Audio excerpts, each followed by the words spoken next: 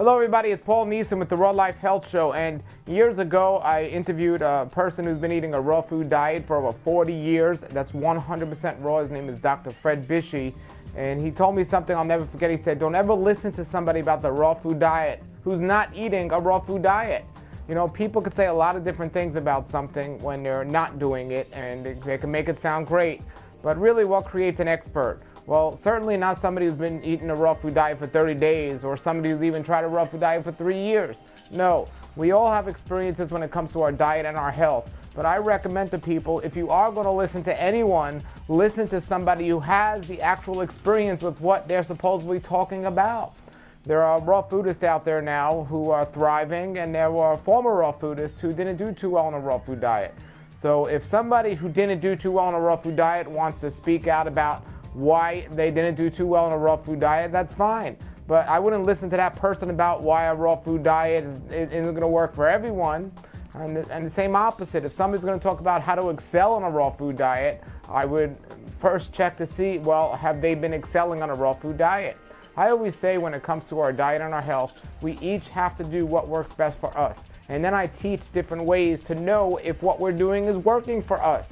It's an individual thing. We're all in a different place. We're all starting at a different time. So we can't say one way of eating is best for everyone. We have to take all these different things into account, and there's so many variables here.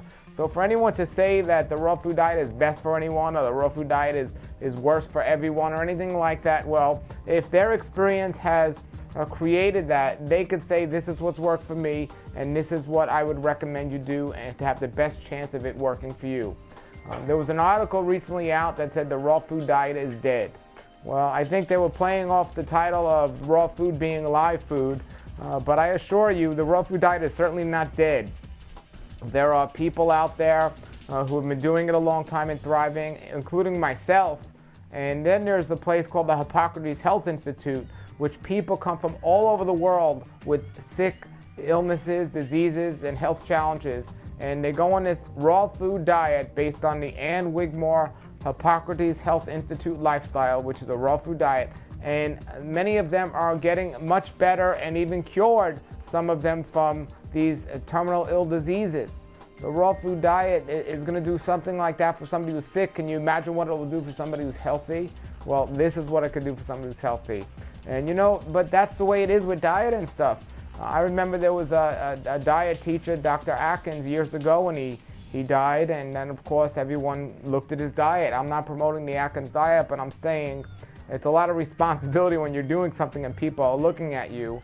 And so if somebody's eating a raw food diet and they pass away, all of a sudden everyone's going to say that raw food diet doesn't work. If somebody's eating a paleo diet and teaching it and they pass away, people can say, well, that diet doesn't work. No, there's many variables to take into this, and there are certain situations for different people. For example, I suffered from inflammatory bowel disease when I was younger, which is inflammation of the colon, also known as ulcerative colitis and Crohn's disease.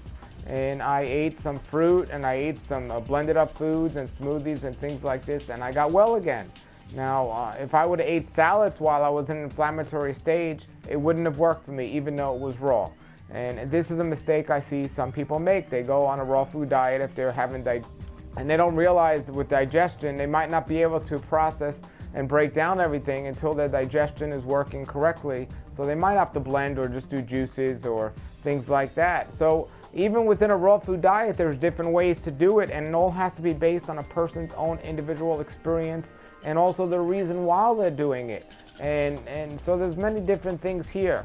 But when I hear things like people saying the raw food diet is dead, first of all, we can come up and say every diet is dead, or every diet is alive, or every diet is good, or every diet is bad.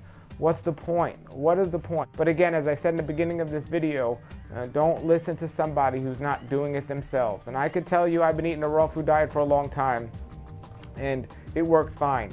Now, have I seen people do the raw food diet and fail? Absolutely. But that's because they're doing things like cacao, also known as chocolate. They're overeating on junk food or processed foods or raw food recipes. There's a whole thing, a way to do the raw food diet and a way to do it correctly. And I want people to be healthy. Now, people will ask, well, what is the best way to eat a raw food diet? Well, to start out with is, if you're coming from the standard American diet, what I would recommend is just getting as much possible raw fruits and vegetables in your diet. Yes, even if they're miscombined, even if you're overeating, and even if you're eating late at night, just eat raw, fresh, ripe fruits, vegetables, nuts, and seeds. Then when you get in the habit of eating a good amount of fresh fruits, vegetables, nuts, and seeds, you can start looking at, okay, I want to simplify it. I want to follow food combining. I want to eat more at the proper times during the daytime. I don't want my heaviest meal to be late at night. And you could just simplify it from there. But the key is to get those enzymes in your body and get those raw fruits and vegetables in your body, which people simply do not eat enough of. And then you got the problem of what fruits and vegetables you're eating, the quality of them, because many of the fruits and vegetables we get, even if you are eating a good amount, doesn't have the nutrients that should be in there because of all the toxic farming that's going on today. And the fruits and vegetables are not growing in good soil, and they're missing a lot of stuff. So you also want to look at the quality of the food you're getting. I have one good friend who's a raw foodist, 100% raw foodist for many years, and he grows all his food in good quality soil. And that's, he's ensuring himself he's getting the best possible nutrients he can get in his body. As opposed to if he was doing the same exact thing, eating the same exact way, but instead of getting the food that he's growing out of the ground, if he was going to the supermarket to get those foods, the same foods, they would be so much less in nutrients that he might not thrive the way he's thriving now on a raw food diet. Is that to say everyone that eats a raw food diet has to grow all their food? No, absolutely not. I think we should eat some food that we've grown ourselves, or if we can, the more the better. But the key is to understand the benefit of eating the whole, ripe, fresh, organic, raw, ripe fruits, vegetables, nuts, and seeds. Even if you have to blend it up or juice it, it's still excellent. Now, does that mean cooked food is poison, or cooked food is bad, or cooked food is a sin? Absolutely not. If somebody wants to include cooked food in their diet, that's great. What I recommend everyone do, if you're watching this and you're wondering if I'm doing it the right way or can this work, one of the basic things I recommend is make sure 75% of the food you're putting in your body is raw. Ripe, fresh, and organic would be ideal. But you're getting that raw food, so you put that raw food in your body. So if you have a plate, a round plate, and 75% of that plate is either maybe a salad or maybe some fruit. Then if you're going to eat something else, it's that other 25%. Now you can go more. You could eat 80, 90% raw, but try to get at least 75% raw food in your diet. And then another important thing is try to get something green in your diet every single day. Some green leafy vegetables, or a green smoothie, or a green juice. Try to get something green in your diet every day. That keeps it simple. And then, of course, don't eat late at night. Eat when we were designed to eat, when we could see our food during the daytime hours. Start out there. That would be the starting point. But be careful with the paradox of choice. You go on the internet and you see so much information about different diets out there that you can get so confused and frustrated, and it could be just make you want to give up. And again, you could do a raw food diet if you want 100% and be successful. I have a whole bunch of videos on the website, rawlifehealthshow.com, with interviews of people who've been eating a raw food diet for many, many years. And, is it going to work for us or not work for us? Well, look, if I live to 120 years, people will say, well, the raw food diet is excellent. He did it. It worked. And if I live another month, people are going to say, well, that diet was terrible. It didn't work. That doesn't matter, folks.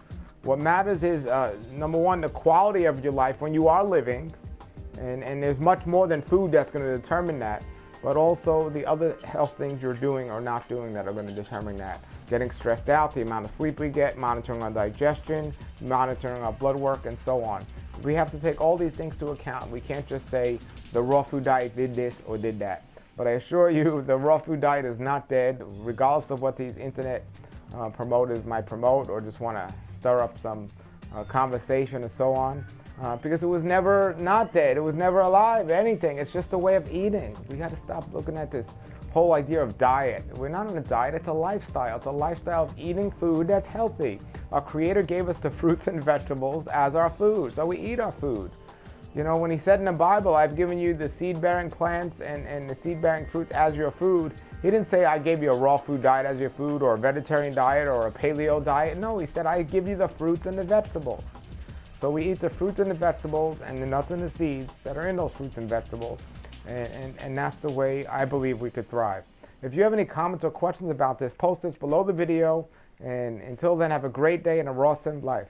Nature's wealth, good for your health. This is the Raw Life Health Show. Raw Life, brighten up your life.